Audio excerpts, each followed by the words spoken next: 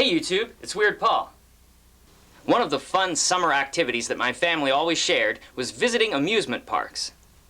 A now forgotten park that I went to in the 70s was Pittsburgh's Westview Park, which opened in 1906. For many years, I remembered riding the Caterpillar there with my cousin Brian, but I couldn't remember the park's name until I found this 1954 ride ticket that had belonged to my grandfather. It wasn't good for the rowboats, scooterboats, ponies, tractor ride, mirror maze, or lupo plane. Westview Park closed in 1977, and a shopping center now stands in place of it. Another now closed amusement park that I was at was Conneaut Lake Park.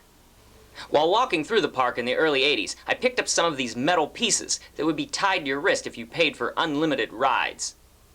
I never actually rode anything at Conneaut. My family went there just to visit Fairyland Forest.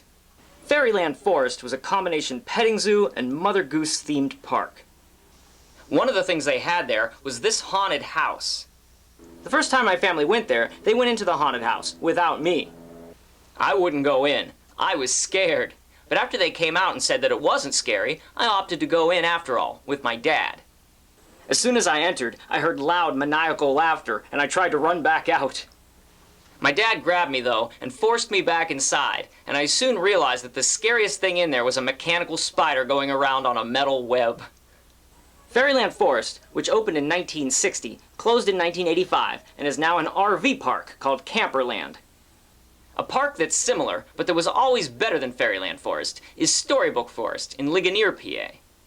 Storybook Forest is full of nursery rhyme and fairy tale characters and exhibits. When I went there as a kid, they had a sword in the stone where you could try to pull out King Arthur's sword, Excalibur. Even though the sword was bolted into the rock, I still tried my darndest to yank it out. They also had a little schoolhouse with a woman playing a teacher. She asked us who the 40th President of the United States was, so I put up my hand and I said, Ronald Reagan. She asked me how it was that I knew that, and I yelled out, because I'm smart! Near Storybook Forest was the pretend Wild West town, Hooten Holler.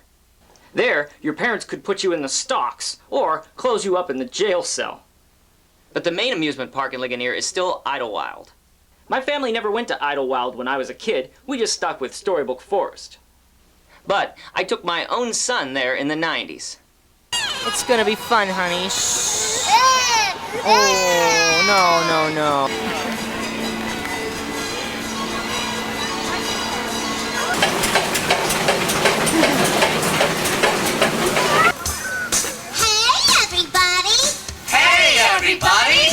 Idlewild also has an area called Raccoon Lagoon, with their mascot, Ricky Raccoon. But the park that I went to the most times was Pittsburgh's Kennywood Park. Here are some 1950s Pittsburgh Railway tickets that were used to get to and from Kennywood by my mother. And a 1952 ride ticket. The cost was 4 cents. Here are some Kennywood ads that I cut out of the newspaper in the 70s. Their live shows included Bozo the Clown and the Polka King, Frankie Yankovic.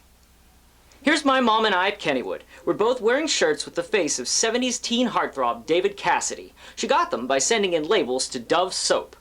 One of my favorite things was this water fountain that was shaped like a lion's mouth, and hanging out on a bench with this statue named Cowboy Joe.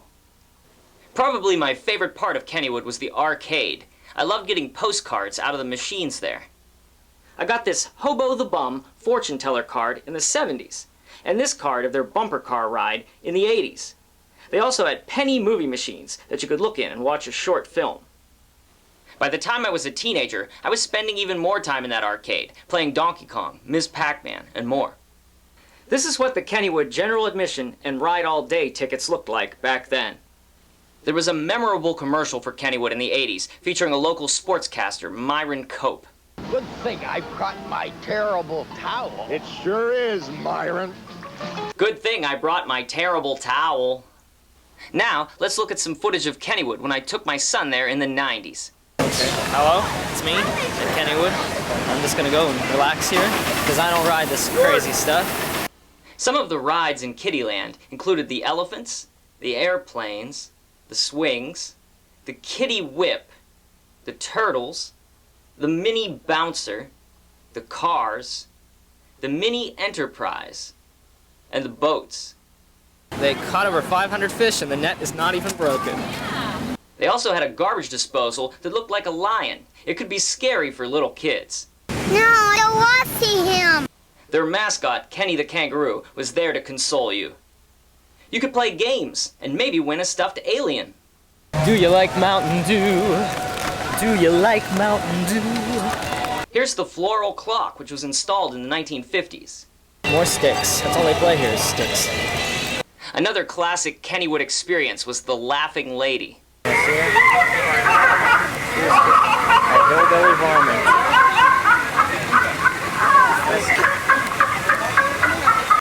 She was at the entrance of the train. When I was a kid, it had a hillbilly theme, but now it's a Pittsburgh history lesson. The last time that I went to Kennywood, I rode Garfield's Nightmare, a dark boat ride featuring the cartoon feline. At one point, a mechanical syringe shoots air at you. Unfortunately, I happened to inhale at just that moment. That stale air gave me an intense headache that got even worse as I rode their new coaster, the Exterminator. I hope you enjoyed seeing my amusement park memories today. If you did, don't forget to click on the like button down below. And let me know what your favorite amusement parks are down in the comments. I'll see you soon with more memories. Thanks, YouTube.